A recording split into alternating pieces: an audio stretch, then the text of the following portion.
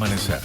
La saludamos a la licenciada María Emma Santos, profesora de Política Económica del Departamento de Economía de la UNS e investigadora también del CONICET en el área de investigaciones científicas. Licenciada, buen día. Buenos días, muchas gracias por llamar. No, gracias a usted por atendernos.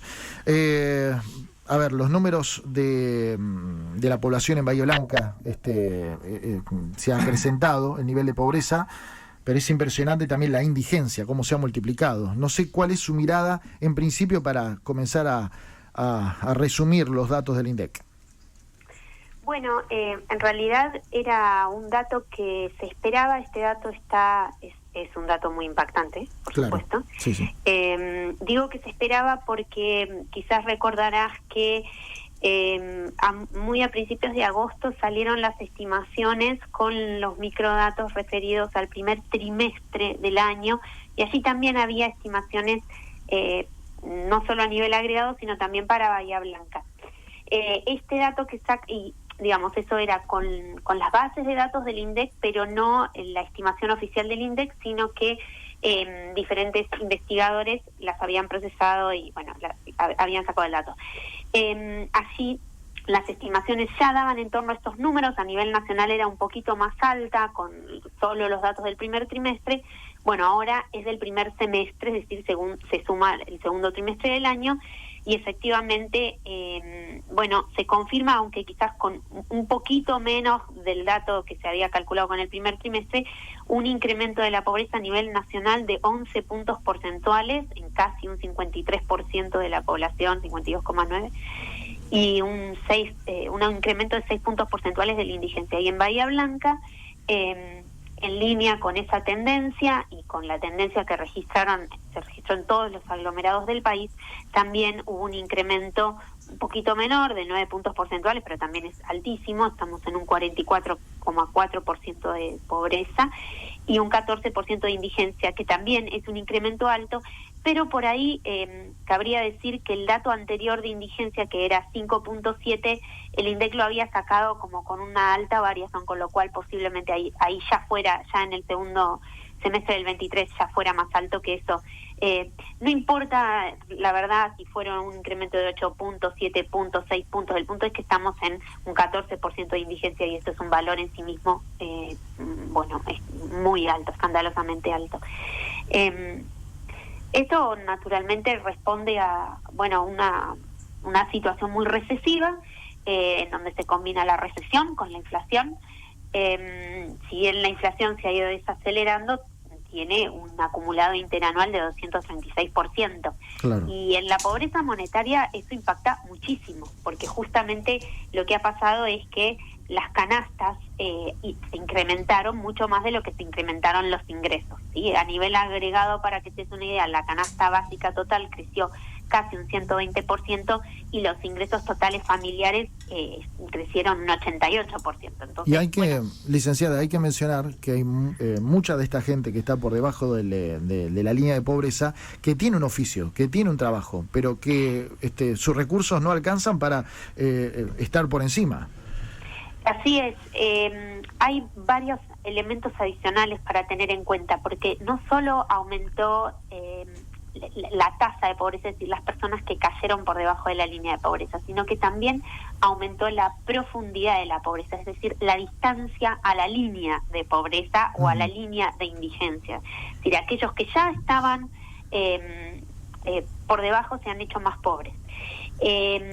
Entonces, y como bien señalas, si bien hay un problema de desempleo, porque a nivel agregado hay un 7.7% de desempleo, que es un nivel alto, también es cierto que hay personas con empleo que están en pobreza. Aproximadamente un 44% de los ocupados son pobres y un 13% son indigentes. ¿Y por qué? Porque son empleos de mala calidad, ¿no? Muy mal pagos, y además no ofrecen ningún tipo de protección social, de seguridad social hacia el futuro y hacia el presente, porque no contemplan tampoco que la persona, por ejemplo, pueda ausentarse por un problema de salud o que tenga algún tipo de cobertura de salud. Entonces, son empleos mal pagos y también con muy poca protección social.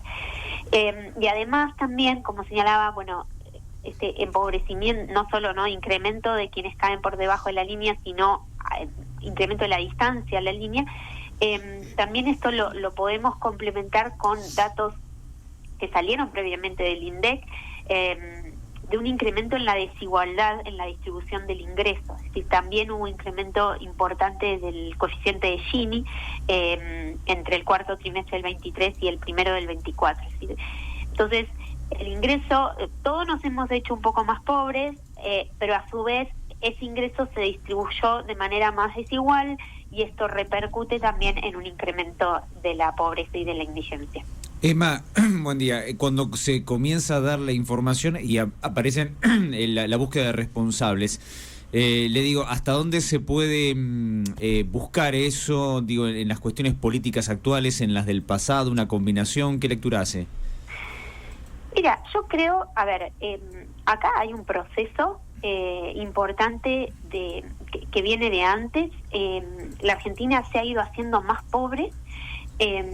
No tenemos crecimiento económico sostenido desde hace más de una década y eso tiene un impacto enorme inevitablemente en las condiciones de vida de las personas, y el proceso inflacionario esto viene de hace tiempo y se aceleró muchísimo en los últimos años. Estamos supuestamente en un proceso de desaceleración inflacionaria, que eso es bueno, ¿no? Eso indudablemente es bueno. La inflación nos lleva al caos siempre. Entonces, yo prefiero no atar todas las estadísticas a responsabilizar a este o a quien. Me parece que lo que hay que hacer es mirar hacia el futuro y tratar de buscar la manera de salir, de enderezar la macroeconomía, de poder empezar a crecer. Un dato ligeramente esperanzador es que el estimador mensual de la actividad económica, que es el EMAE, que también calcula el INDEC, para el mes de julio dio una recuperación con respecto para el mes de junio. O sea, en el entremés hubo una mejoría, un incremento de la actividad. Aún así, hay actividades, y son muchas, y bastante importantes, que registran bajas interanuales. Es decir, con respecto al año pasado, hay bastantes, 10 actividades en particular, que todavía muestran caída, y algunas de ellas son importantes para los sectores de menores ingresos, como la de la construcción y el comercio minorista y reparaciones. Pero el hecho de que haya habido una recuperación durante el mes de julio, y ese es el último dato que tenemos, porque lamentablemente las estadísticas siempre estamos mirando fotos un poquito viejas, claro. Pero bueno, así son los datos y eso es lo que permite, digamos, si no se sacaría cualquier número, ¿no? Hay un tiempo de procesamiento de los datos que eso es inevitable, es inflexible.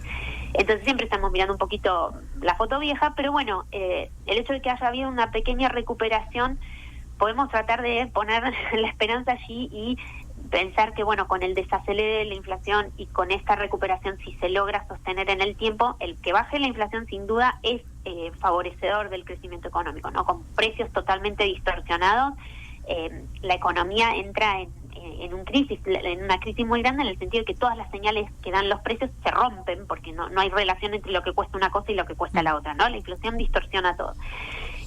Entonces, bueno, esperemos que esto sea el pico a partir del cual comienza una recuperación. También creo que es ligeramente esperanzador este dato que te decía, que la estimación del primer trimestre nada más era un poquito más alta que la que se obtiene considerando también el segundo trimestre. Es decir, hubo una pequeña, no muy pequeña, pero una pequeña mejoría.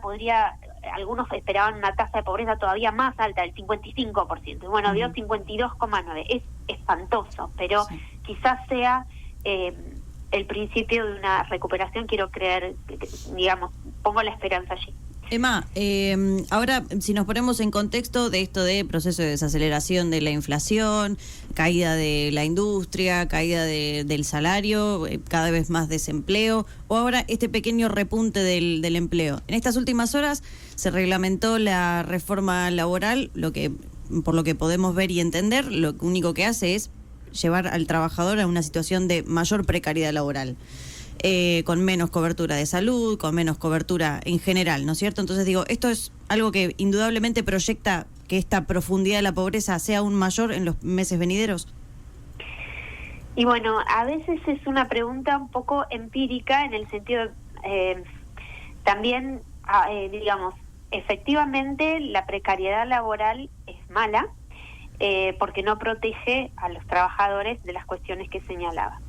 A la vez, si permite algún tipo de reactivación y flexibiliza y permite que eso, digamos, aliente a los empresarios a contratar y reactive el empleo, puede tener un efecto positivo. Entonces, a veces, digamos, hay preguntas que la teoría no necesariamente responde hacia un lado o hacia el otro, más allá de la postura que cada uno pueda tener, y podemos, digamos, ver qué es lo que la empiria nos muestra, cómo termina resultando un efecto con respecto al otro.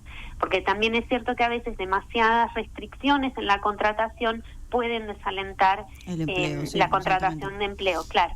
Entonces, lo importante acá, digamos, no hay manera de bajar la pobreza en el largo plazo y de manera sostenida si no hay crecimiento económico. Eso es condición necesaria. No es suficiente, hemos tenido etapas de crecimiento económico con incremento del desempleo, como fueron los 90, y con incremento de la pobreza. Pero lo cierto es que si no hay crecimiento económico, no va a reducir la pobreza porque no hay manera, digamos, no se genera actividad económica que le permita a las personas obtener un ingreso genuino para vivir adecuadamente, ¿no? Entonces, la reactivación económica es condición necesaria. Y además, con niveles tan altos de pobreza, no es que esto se revierte en 1 año, en 2, en 3 o en 5, sino que va a llevar mínimo 20 años volver a niveles, digamos, a bajar sustancialmente la pobreza, a bajar la pobreza, no sé, por debajo de los 2 dígitos. Te quiero consultar, María, estamos hablando con María Emma Santos, profesora del Departamento de Economía de la UNS, también investigadora del CONICET. Te quiero consultar sobre el tema chicos, jóvenes, y el índice que es alarmante a nivel nacional, si tenés una mirada sobre el conglomerado Bahía Sarri. Bueno, lo que a nivel nacional, lo que la estadística para los chicos es tremenda. Es tremendo ese número. Casi 7 de cada 10 menores de 18 años viven en hogares pobres. Dentro de ese grupo etario, los más afectados, bueno, son todas malas porque 6 de cada 10 o 7 de cada 10 dependiendo del subrango de edad, ¿no? Pero los más afectados parece ser el rango entre 12 y 17. No hay una estadística desagregada para Bahía Blanca, porque siempre señalo esto, como Bahía Blanca es una ciudad chica, cuando empezás a sacar estadísticas por grupos poblacionales más pequeños no sería correcto, técnicamente correcto. Entonces por eso el INDEC no puede sacar desagregado en cada aglomerado cuál es la estadística para los chicos y demás. Como ustedes saben, nosotros hemos realizado una encuesta desde el Instituto de Investigaciones Económicas y Sociales del Sur, digamos, en colaboración con la Municipalidad de Bahía Blanca, y estamos procesando los datos, así que allí sí tenemos una muestra más representativa y que nos permite sacar estas estadísticas más desagregadas, y entonces vamos a poder ofrecer estimaciones no más acertadas, no es la palabra, más precisas para Bahía Blanca, o con esta mayor desagregación de indicadores. Pero no me cabe duda que en Bahía Blanca, y no me cabe duda, y esto no es por una afirmación, sino por los números que uno ve en general, no va a escapar a esa tendencia. En general, la pobreza en los chicos tiene una incidencia mucho mayor, los hogares con mayor cantidad de menores de edad, porque tienen mayor tasa de dependencia, se ven más afectados ante caídas del ingreso. Entonces, por eso es que hay una mayor incidencia de la pobreza entre los niños. María, gracias por estar allí y por analizar lo que han sido estos números, que son fríos por un lado, pero impactantes por otro, y previsibles también, lamentablemente. Lamentablemente, muchas gracias. Muy amable, gracias por la atención.